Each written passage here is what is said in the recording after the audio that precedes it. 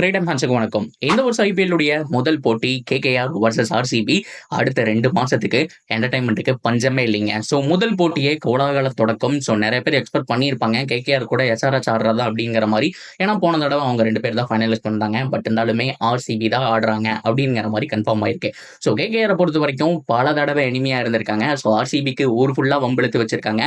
அதுல கேகேஆரும் மிகப்பெரிய ஒரு எனிமிங்கிறதுல மாற்றம் கிடையாது.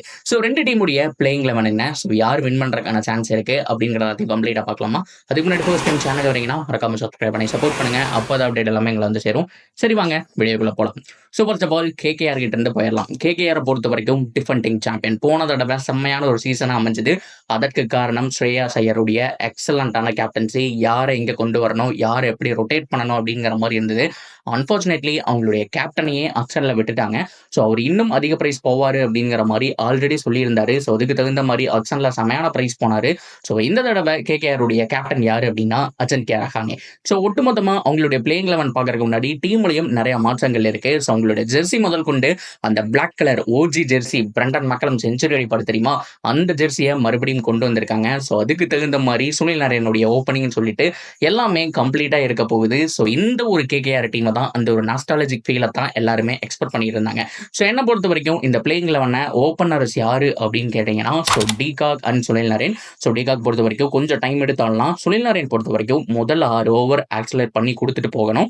அதுதான் அவருடைய பொறுப்பு. 10 பால் பிடிச்ச ஒரு 25 ரன், 18 பால் பிடிச்ச ஒரு 35 ரன். ஸோ இந்த மாதிரி அடிச்சு கொடுத்துட்டு அவர் கிளம்பலாம். அவருக்கான ரோல் அதுதான். ஸோ அதுக்கப்புறம் கேப்டன் அஜன்கியா ரஹானே வந்து பொறுமையா இன்னிங்ஸ் எடுத்துட்டு போவாரு.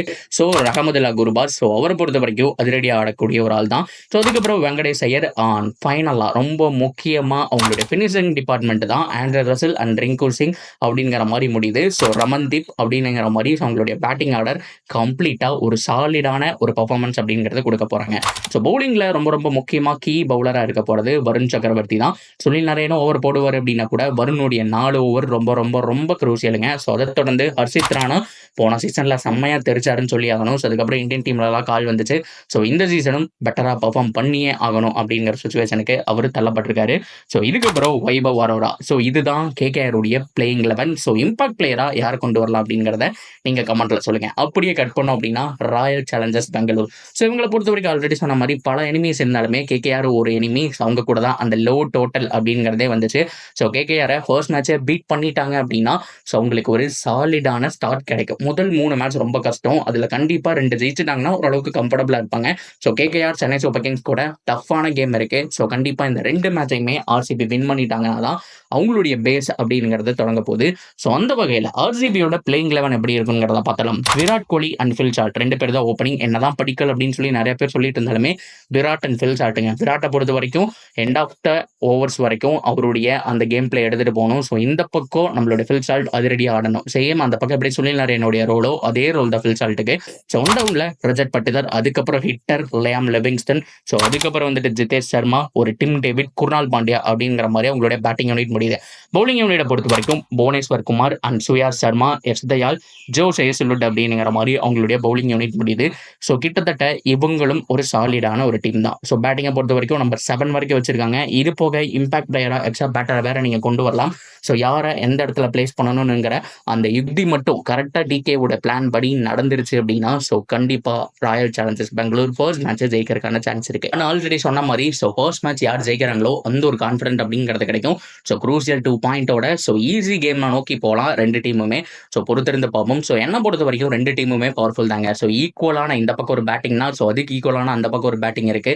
ஸோ பவுலிங் எல்லாமே ஈக்குவலாக தான் இருக்கு. ஸோ ஒரு கை மேலே ஒரு கை கீழே அப்படிங்கிற மாதிரி நம்ம சொல்லவே மாட்டோம். ஸோ என்ன பொறுத்த வரைக்கும் 2 டீமுமே சாலிடா இருக்காங்க. ஸோ 50-50 அப்படிங்கிற மாதிரி தான் நான் சொல்லுவேன். ஸோ கேகேஆரும் சாலிடா இருக்காங்க. ஸோ டிஃபெண்டிங் சாம்பியன் அப்படிங்கிற ஒரு மிகப்பெரிய ஒரு கெத்தோட அவங்களுடைய ஹோம் கிரவுண்ட்ல விளையாடுறாங்க.